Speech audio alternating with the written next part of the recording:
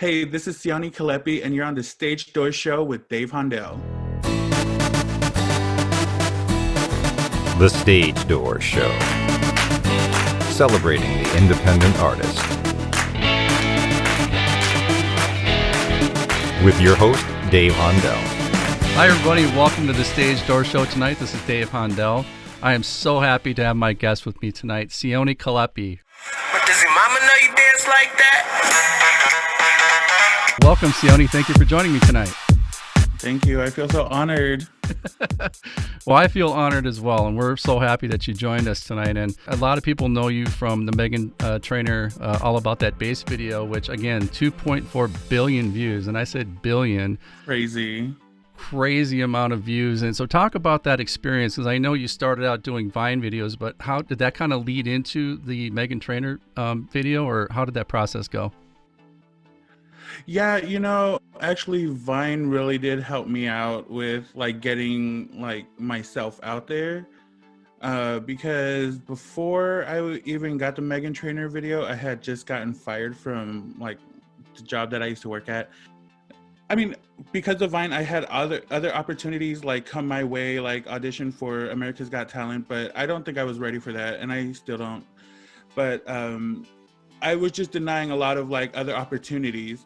And then I got hit up on Instagram if I wanted to be part of a project just a project. I wasn't told it was all about that bass or what it was for. I was just told oh, do you want to work on a project? And it was by one of a choreographer. Her name's Charm LaDonna, and she's pretty amazing. So I got hit up on Instagram, and then it was all because of Vine, because I was posting videos on Vine. And then yeah, that's pretty much how it started. They contacted me through Instagram and asked if I wanted to be a part of a project. And it was my first professional thing that I've ever done. So I was a little sketched out, I can't lie. I was I don't know if I want to do it, but I had nothing better to do. So yeah, I went for it. That's pretty much what started it all.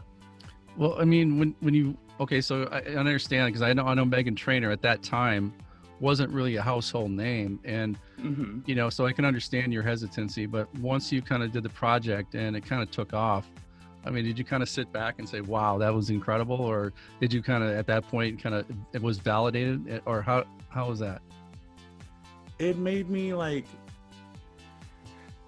I mean, I still was just after everything came out, I was extremely proud. I was just proud of myself, whether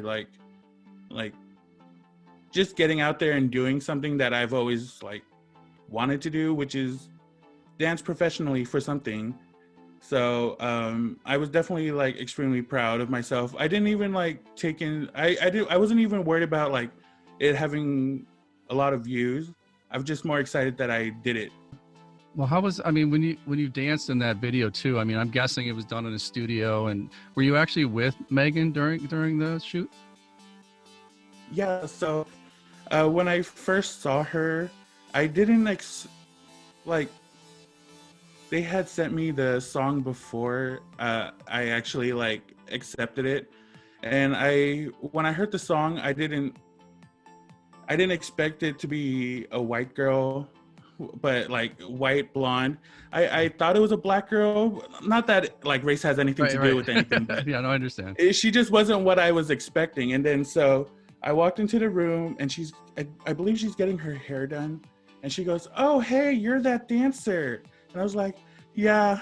Or I felt like I was kind of rude, and I was just ugh. But she's actually really sweet. So, but I didn't realize that it was her saying "Oh, hey, you're that dancer," when I first met her. But then I realized it was her, and she was actually really nice, and her mom's actually really sweet too. So did you have a signature move that they wanted you to do, or did they choreograph the actual moves for you? So they wanted me to just do whatever kind of dance style that I did, but they wanted one of my moves from Vine that that got pretty popular was it's called the Maraschino step. And it started getting it started picking up on TikTok too, a few months ago.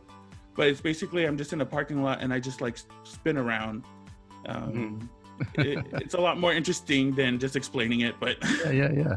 it was. But they wanted that move specifically, and then everything else was just they wanted that move and me doing a split. But I didn't think that I could do a split in those shorts. I thought they were gonna rip, but they didn't. So yeah. Well, that was one Luckily. of the signature moves of the video too. So that was pretty awesome. And then you got to perform with her on stage in one of her concerts. Talk about that experience. How cool was that? Okay, so that was okay. She was coming to perform in Florida, and her mom messaged me, and her mom's like, I swear, her mom's like the sweetest person ever. And her mom said, "Hey, we're coming to Florida. Do you want to like come to one of her concerts?" I'm like, "Heck yeah!" Like I didn't want to say no. So they invited me to the concert, and I brought some friends over.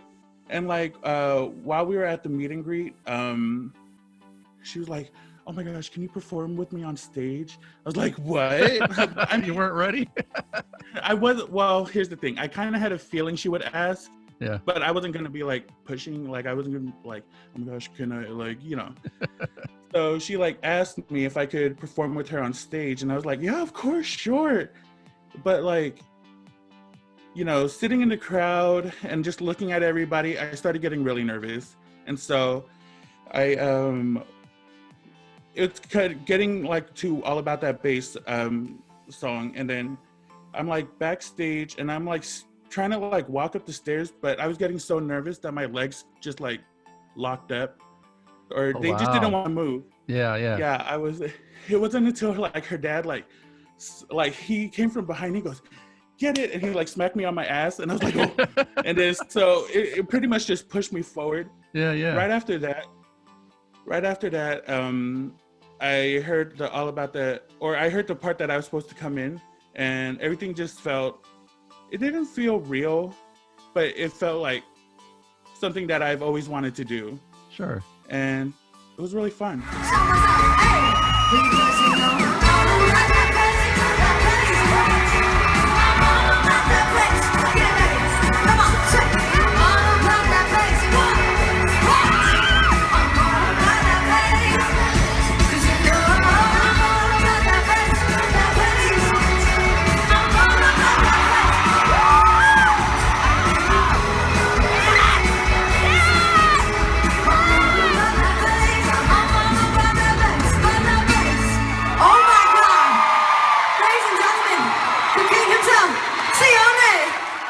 Can understand how it would be. Do you get noticed out there, Sione? I mean, out in public when you're out there, because I know you're actually from the town where we lived for many years, and my daughter, which we didn't mention yet. But when you're out there in the Central Florida area, I mean, do you ever get noticed and people say, "Hey, you're in that video"?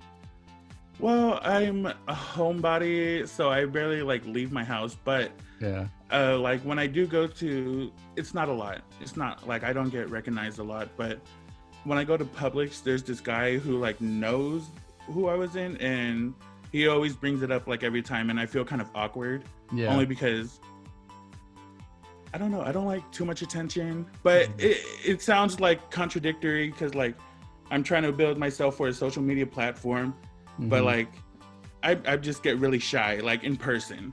Yeah. So we'll talk about that because on our show we celebrate independent artists, and we talk about the process of doing their art and kind of building their career to that point where maybe they're more well known. Obviously that's the whole point, right?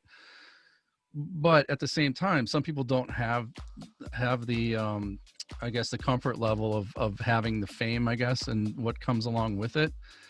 So, but behind a computer or behind a, behind a phone, it's a little bit different when you're out in public, right? So, and exactly. I guess I would be the same way. I mean, I'm actually, even though I do this show, I'm actually a very shy person by nature. So I can completely understand where you're coming from.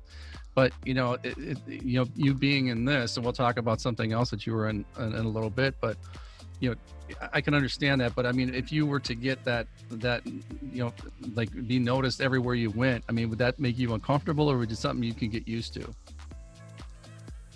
I guess I'll feel uncomfortable, but I it depends on like how much I like go out, because I'm not like a clubber, and Right. or I only go shopping or Yeah. The to the necessity. gym. Just kidding. Yeah. The other thing that we talked about a little bit, mentioned you were in something else, but Central Intelligence, the film with Dwayne "The Rock" Johnson, it was, obviously what an opportunity that was to be in that. And I know there was a process of doing some kind of melding, I guess, of your face and his to kind of make it look like it was him as a younger person, right? So talk about that process. How did you get that role? And then, how was the process of actually filming that? Okay, so this was all through email, like, because I live in Florida, and auditions are in LA or in New York or wherever they're scouting. And so I live in Florida, and they emailed me asking, they gave me the details. They said, hi, we have a part for you that we feel like you could fit our role. And it's with Dwayne Johnson and Kevin Hart. And so they just pretty much told me that off the bat. I didn't, I'm not an actor. I don't audition for a lot of things. So I didn't have a lot of like expectations that I was going to get the role. Okay. But they told me, like, we want you to audition. And they said, okay, you need to audition in your bathroom, like not naked, but like they wanted me to like, I wore like shorts and I just rolled it up to like where. Sure. And then I had my sister recording me, and I was like, okay, just do it here. And I was just recording myself lip singing a song called Never Gonna Get It by En Vogue. Okay, and nice, like great song. That's from my era, Sione. That's from my era. It is? Absolutely, yeah. Well, my sister, she recorded me, and then like at the end of the audition, they just wanted me to like give out a like look at the camera and like scream at it. Sure. And so I did that, and then they also asked me for my cousin's information. Okay. Hold on, sorry, I missed a part. Okay. The way they found me was because me and my cousins, we were doing a dance at a wedding. Okay. And we're all like, they're all my size. It's like everybody, but like. Sure. So they saw the one of my cousins on the side of me, and they're like, oh, this is a little awkward. Do you mind if we like get his information too? Because they wanted him to audition too. Sure. And I mean, I was like, heck yeah, sure. Like, what's up? Right. And then I like got my cousin's information, sent it to them. I believe he auditioned, but I didn't like ask him further on it. But they that's what happened with the audition. They wanted him to audition as well. Mm-hmm. So then a few days later, probably a week later, she like called me. I forgot her name. She called me, and she said, oh, are you sitting down? And I was like, no. Or no, actually, I forgot what I said, but it wasn't just like, no. Are you sitting down? Yeah. She's like, well, we wanted to offer you this part. And I was like, what? I got the part? Like, I really didn't think I was going to get the part. Wow. Because I heard that a lot of people were auditioning in person. Mm-hmm. And I feel like in person gets you more of a chance. So but when sometimes though, Sione, sometimes not to interrupt, but sometimes when you audition in person, you have more of a, I guess there's more nerves because you're waiting in line with other people and you're in front of other people. So basically you're in your own bathroom. So that might kind of lead to more of a natural kind of look. So that's just, that's just from me auditioning people for many years, but that could be why, you had more of a natural kind of a vibe because you're in your own home, right? Possibly. Right. Just in front of my sister. Yeah. True. Yeah, I was definitely way more comfortable, so I could see how that plays in. But I was actually really excited that I got the part. And then after that, they like sent me to LA because so the first thing that we did before anything, I got all my paperwork, but that same day we wanted to start the face scanning to get him, and they had us in a big dome. Okay. I have a picture of it. I'll send it to you. Yeah. They had us in like a big dome with full of lights, and then sitting there, and then we just had to look at this camera, and then we had to go, like we just had to different facial moves. Yeah. Facial expressions, and then we had to lip sync Never Gonna Get It. Okay. That way we could just like match it up. But it was actually really cool. They wanted us we had to like, we couldn't blink because they had like took pictures from each of those lights. Right. And it was actually, that was the day that I met The Rock. Oh, and cool. It was so when they brought me into the room, because he was doing his scans before me, he like said my name. He's like, "Oh, are we gonna have Sione over here?" I was like, "Oh my gosh!" Like, it's just like somebody that, right? Yeah, somebody that I've looked up to for years, and he like said my name. I was like, "Oh my gosh!" Wow. He walks out of the little biodome thing, and I'm just like, I swear I couldn't say anything, and I felt like I had like a speech prepared, but like, "Oh, I love you. You're awesome. I looked up to you." Everything. I just couldn't talk. I was like, "Wow, this guy, speechless, so awesome." Yeah, he's so humble. He like pulled me into this conference room and just was telling me about everything. I was like, "Oh, this guy's so like, he's so cool." Very down to earth, right? Everything. Yeah. Mm-hmm. Wow. Yeah, and so we just finished the scans that day, and we also, that was just the first scans for our face. Yeah. We had a way bigger dome to scan our bodies. Okay. Yeah. Did you have to wear like dots or something like that?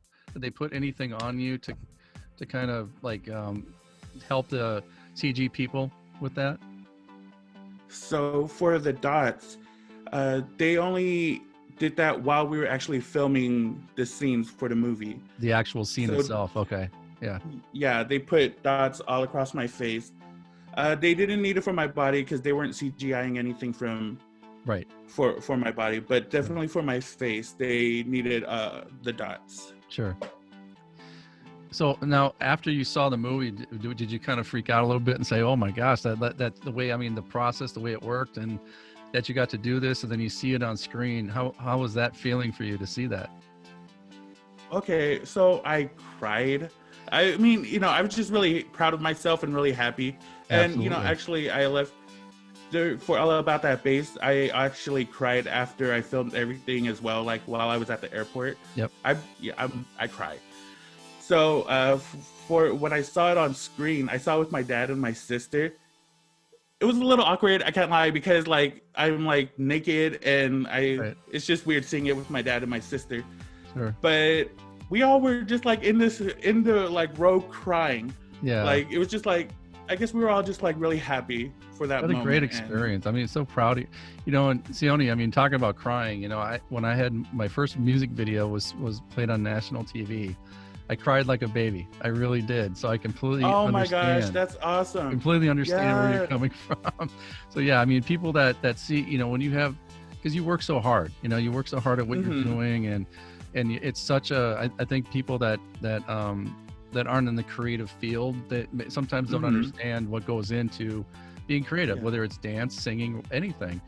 And when you see that the fruits of your labor on a big screen or even on a TV screen, I mean, you can't really explain that situation to anybody, and you almost have to experience it yourself, right? Right. Yeah, it's a really good. You have the Maraschino step. All right. So, I mean, I saw you do a little Cabbage Patch too. One of the Cabbage Patch on the right. Yeah. So is that your signature step? Is the Maraschino? I mean, that's what you're known by. First of all, with the name Maraschino, how did you come up with that name? Okay, so for my name, it all started like when I was trying to make up an Instagram handle. Like I was looking for Sione, like something Sione whatever. Like my name was actually Sione whatever for a moment. Sure. And then I was watching Grease Lightning, And there's a girl on there, and she introduced herself as Marty Maraschino. I was like, oh, well, I kind of want to, like, that's different. That's a cool name. So then right? I put, then I put Sione Maraschino as my handle. And then I just called it the Maraschino Step. And then everybody thought it was, like, related to the cherry, but yeah. it wasn't. Well, I think it's a really cool name, and I wanted to, first of all, talk about, like I mentioned to everybody before that, you know my daughter, and you did some dance stuff with her, and you guys just recently did a TikTok dance video, a couple of them actually. So, talk about that a little bit, because I know you have all this social media. So let's tell everybody where they can find you and some of the stuff that you've been doing on some of the dance stuff. Okay, so I love your daughter. I think she's an amazing dancer. Thank you. Me and her, we met in high school. Actually, we competed in a middle school talent show together. Well, not together. We were competing against each other. Sure. And that was the first time I've ever saw her. And that was like the first time I've ever seen somebody do like a contemporary dance. Okay. Like, wow, this girl is really flexible. So then fast forward, we both had musical theater together, and she was like teaching everybody all these like jump splits, and I feel like those are like lessons that I've taken with me like anytime I try doing a dance. So oh wow, she cool. really do be teaching life lessons. Nice. Okay, good. And then so all those dance fees that I paid, that her mom and I paid, were definitely worth it. Right, you're also paying for me as well. Okay. So actually a few months ago I see her on TikTok, or she posted a video on Facebook from her TikTok, and then I was like, oh, let me go look her up. So then I followed her from there. I actually wanted to ask her if she wanted to like do a dance collab then, but I didn't. And it wasn't until like maybe like 4 weeks, a month ago or something, I was like, hey, do you want to do like a dance collab? And she said yes, and she's really nice, because I actually don't work with a lot of professional dancers. So when she was in there, so when we were like making up the dance, she was like picking up way quicker than the people that I'm used to like Sure. dancing with. So I was like extremely excited for that. Yeah. Yeah, That's good. Well, so talk about some of your social media. I mean, obviously you're very well out there, and you're followed by many, many people, but for some of our listeners who haven't been to your social media, where can they find you?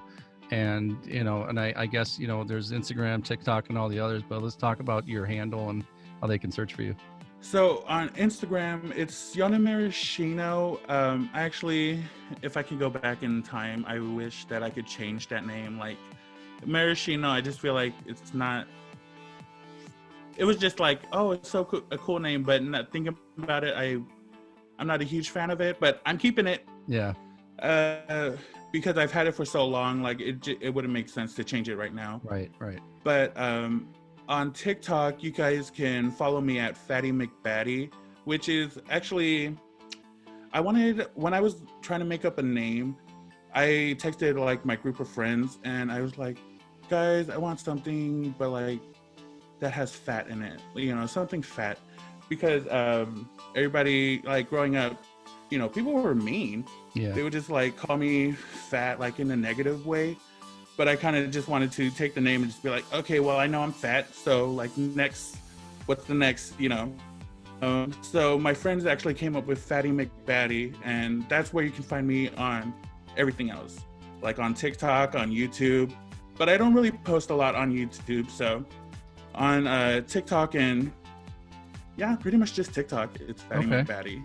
Well, the other thing, going back to the Meghan Trainor video, I think one of the things that I think was so popular about that video, and one of the things that I really liked about the video, is the fact that, it doesn't matter what you look like. It doesn't matter, your size or your talent. You can do anything you want. You can dance, you could sing, you could whatever. And I think it was an empowering video, really it was. And I think that that's what I took away from it, is the fact that, just go out and do it. It doesn't matter. It doesn't matter I can't dance, but when I'm at a wedding, I'll dance like nobody's watching, and I'm horrible. But But I just do it. I don't care what other people think, and I think that that's the message, and I think that's why it has 2.4 billion views. And you were a part, you're an amazing dancer, but being on that video, you're a part of something that was really big, and I think empowering for a lot of people. And you never know whose life it changed. I mean, you really do. I mean, we think about the entertainment value of it because it's part of the business, and you do the video and you go on to the next thing. But a lot of people out there, you listen to music, they watch videos, and they really take, they take the words, they take the content or whatever, and it really speaks to them. And I think it can really change somebody's life and really speak to them in a positive way. So did you ever think about that when you did that video or when it came out, that it would be that empowering to people? I didn't. So when I first, I was doing that video pretty much for a check, so I did the video. I didn't really understand the meaning of everything. I was just excited. I was in front of a camera and being flown out to LA. That's what I was thinking, like, in that time. It wasn't until like later years, after the video was released, when people would start reaching out to me and like telling me, they struggle with their weight, and they've been bullied and had a lot of like, they had issues, and they would tell me that when they would hear that song, or they see someone my size like dancing and not caring about what people think, and like not caring, quotation, but deep down I did care, but it's just projecting like the image that I am confident. And that's what really like, it helps people, seeing people like bigger, big people. I'm trying to go out there and just be like, make it in an industry where image is everything. Yeah. So like, it wasn't until later when people started telling me their stories that I realized how much of an impact that song has had. And like, it's actually, it's a good feeling when people reach out to me. So yeah, I really do appreciate it. And the other thing too, Sione, is that video I think is really groundbreaking and pioneering for something like that, because ever since that video came out, you're seeing more videos with either plus size dancers, plus size actors, whatever, that I think it's, and in fact you see more models now. You see where it's not the super skinny thin people that are in these videos anymore, because it's not the average person. The average person is plus size. I mean, it's just the way it is. And especially like now, as I get older and people get older, metabolism and everything else. I mean, so it's just, it's just that stigma is just kind of, slowly going away, which is a good thing. But I think, like I said, that video and others since then have really kind of pioneered, that whole idea that it's okay to be who you are, and we shouldn't hold back. And, that whole thing. So you were part of something super big. That's why I was so excited to have you on tonight, Sione. And so I can't thank you enough, Sione, for being on my show and for talking about your experience, not only on the video, but also the Central Intelligence movie. And I just think you're super talented, and, I can't wait to see what's next for you. And keep building your base and your social media base, and whatever we can do on our show to help build that, we'll definitely, do what we can. So just, let me know any way we can help you. Again, thank you for being on my show tonight. Awesome. I appreciate it. Thank you so much.